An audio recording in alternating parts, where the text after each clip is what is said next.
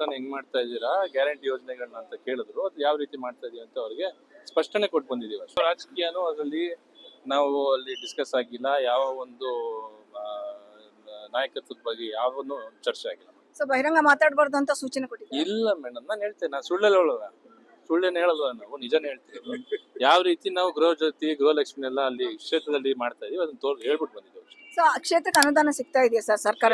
ಸಾಕಷ್ಟು ಅನುದಾನ ಸಿಕ್ಕಿದೆ, ಇನ್ನೂ ಜಾಸ್ತಿನೇ ಕೊಟ್ಟಿದ್ದಾರೆ ಬೇಕಾಗಿದ್ದಕ್ಕೆ.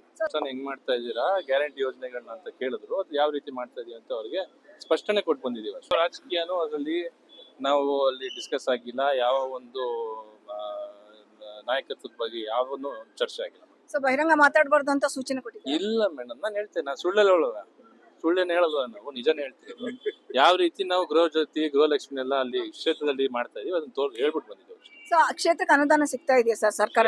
ಸಾಕಷ್ಟು ಅನುದಾನ ಸಿಕ್ಕಿದೆ, ಇನ್ನೂ ಜಾಸ್ತಿನೇ ಕೊಟ್ಟಿದ್ದಾರೆ ಬೇಕಾಗಿದ್ದಕ್ಕೆ.